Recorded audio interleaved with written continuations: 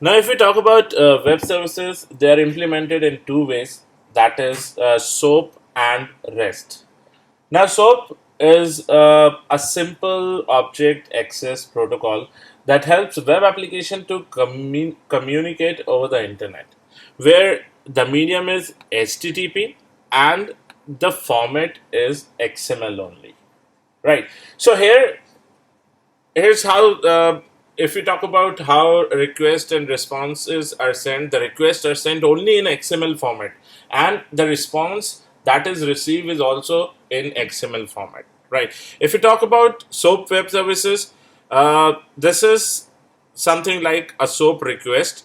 A SOAP request is being sent, right? The stock name that is sent as IBM, and it's actually looking for the price. The response that is received is also in the XML format, the same format, and the price shown as 34.5.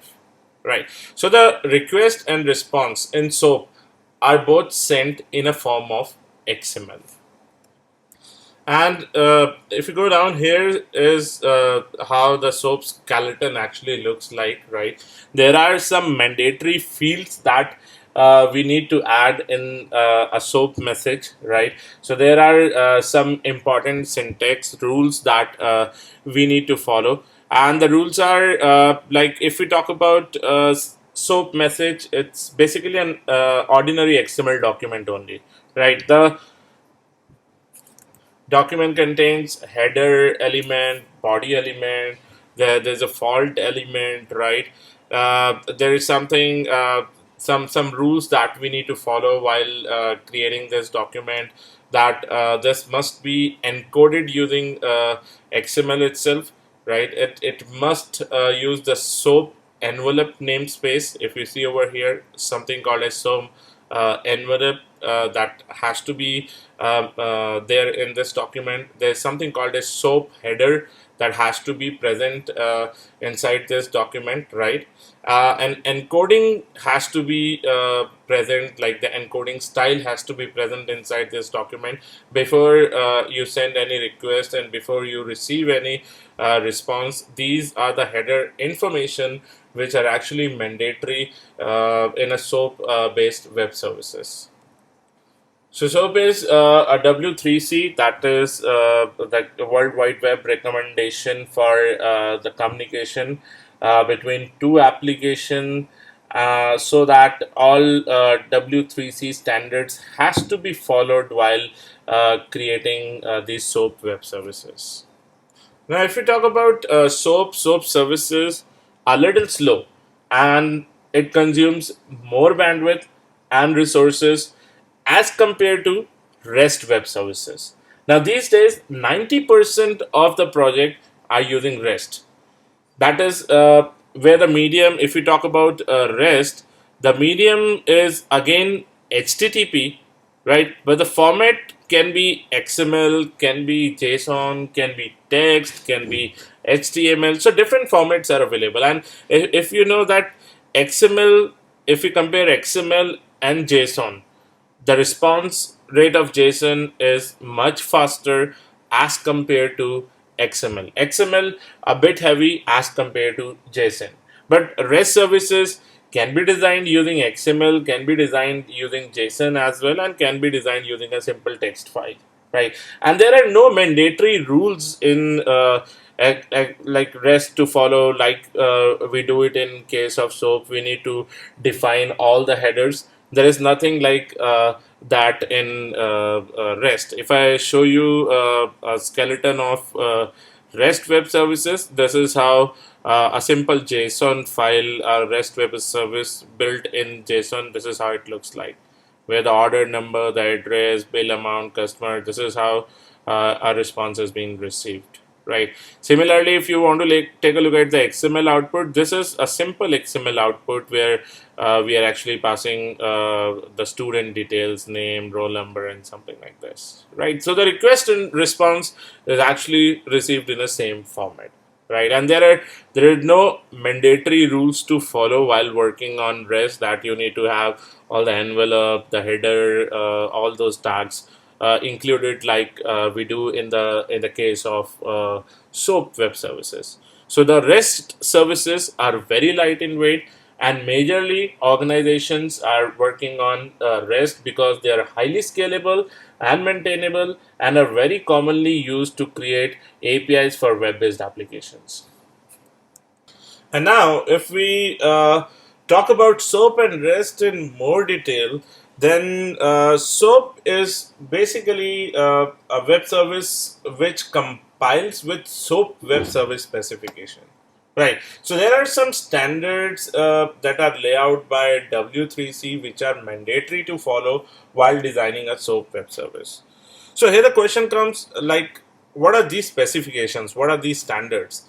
So like as we know, W3C is World Wide Web consortium. So this is the one who actually provides us the standard while we are designing the SOAP web service should compile with all these standards. So the standards are basically something called as SOAP, something called as WSDL, which is also called as a Wsdl, and there's something called as UDDI. Now, these are some of the specifications, the specs that each SOAP web service should compile of. So, if we talk about SOAP specs, what are SOAP specs? So, all information exchange should happen in a common format, that is the XML format, right?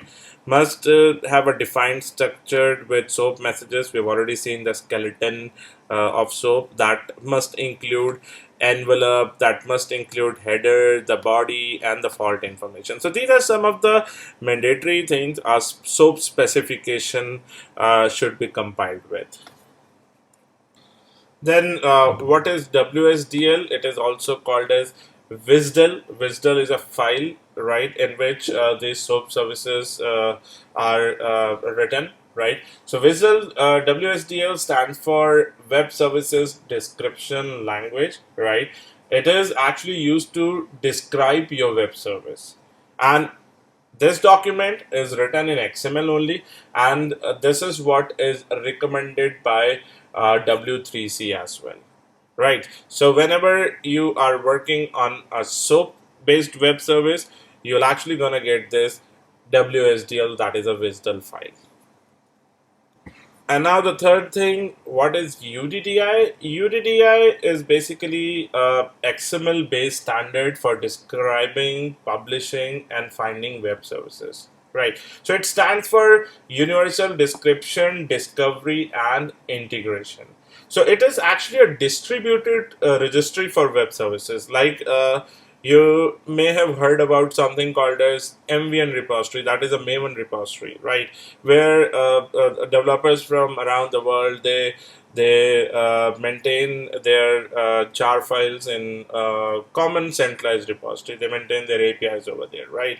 Similarly, in case of web services, SOAP web services, this is a centralized repository, distributed registry for all web services. Right, that is what UDDI is. So a SOAP web service must compile with all these specifications. Now here, if I take up an example, let's say we were discussing about like Make My Trip or Expedia, which shows the list of all the flights available, and on the other end, let's say on the other end, I mean, there is a service provider. The service provider is actually that particular flight. Let's say the flight is Singapore Airlines, right? And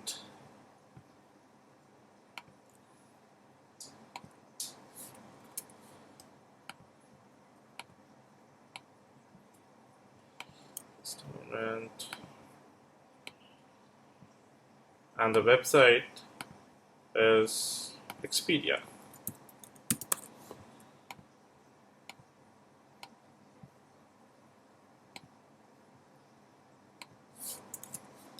Right. So Expedia sends a request The request is being forwarded to Singapore Airlines, right? Singapore Airlines, I mean, they received the request.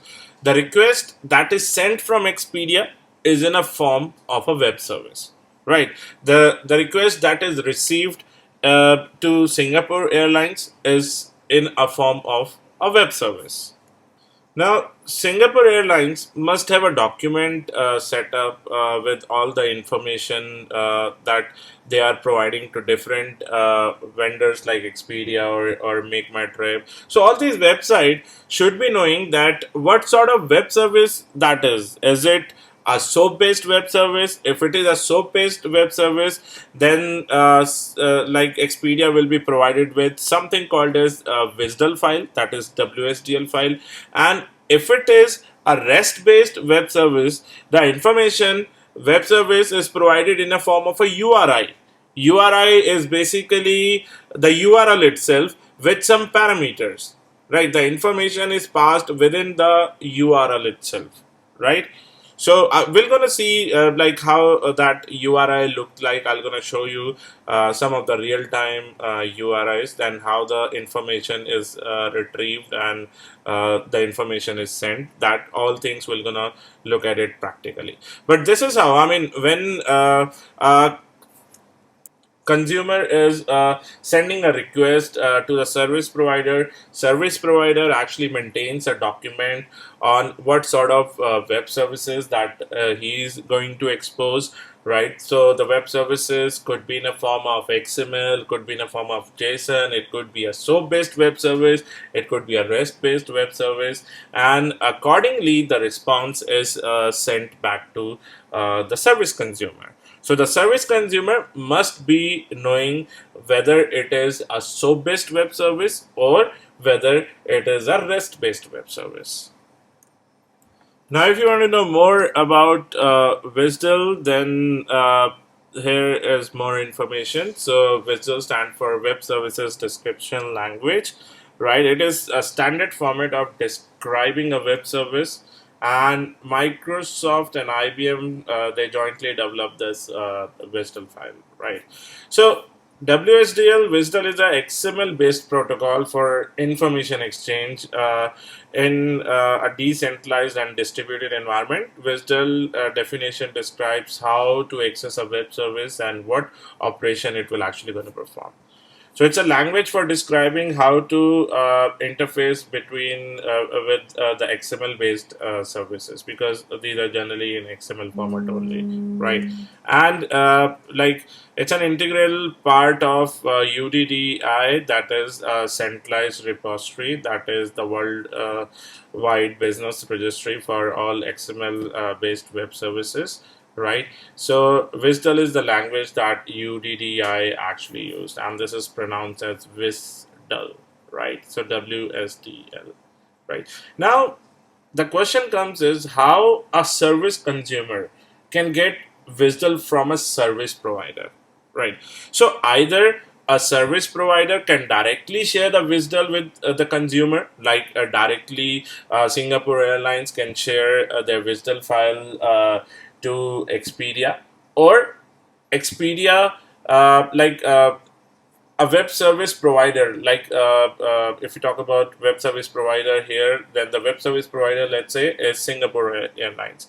He can put his web service in an online directory where anyone can search for his web service and can get the information from his web service, right? And that online directory is basically UDDI. So either a service provider can also put it on his website on a location where all the consumers can retrieve this information, or they can go to the centralized repository and they can get this Wsdl file from UDDI directly as well. All right.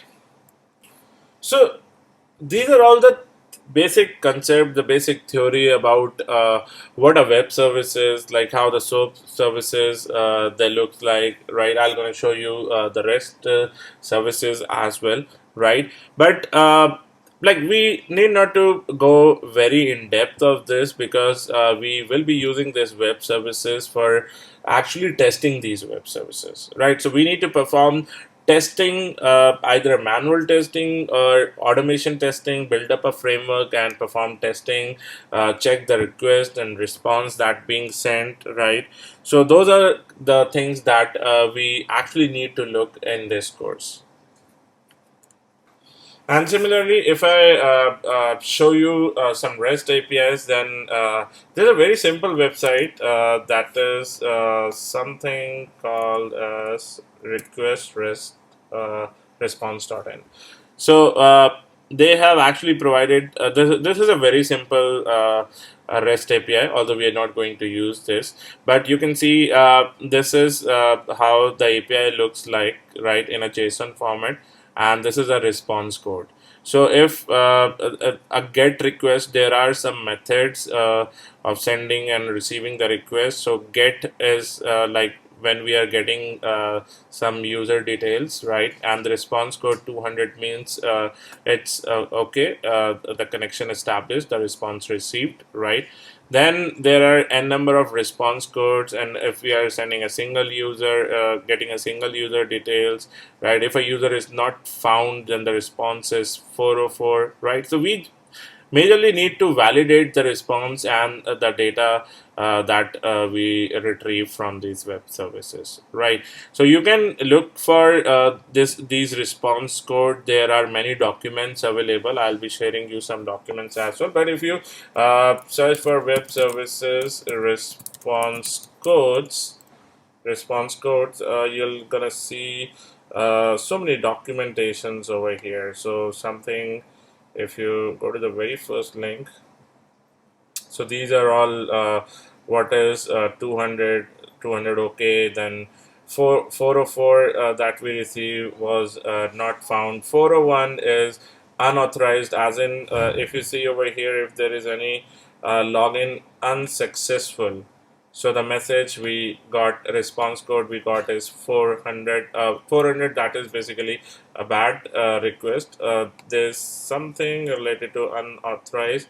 Okay, there's nothing related to unauthorized over here. Maybe register unsuccessful. So this is not unauthorized, right? But yeah, I mean, these are couple of web services this website has actually provided, and these are the response code that you need to validate against each web services, and you need to define your test cases accordingly, right? And these are REST based web services. There's no header information, no envelope, and no other things included. So these are very light in weight, right? And majorly projects are using REST based web services itself. So creating, updating, right? 200, 201, right? So 201 is created. So whenever you create a new record, the response code is 201, right? So this is the basic crux between what a Wsdl file is, how a REST web service it looks like, how a SOAP web service it looks like, what is the difference in REST and SOAP web service, and which one to use, which one market is actually using, what all these specifications, SOAP, Wsdl, UDDI, these are very important terms, right? At times you are appearing for interviews, you must be familiar with all these concepts. And even if you are working in a REST API or web services testing project, then these terminologies are very much in use. All right. Thank you.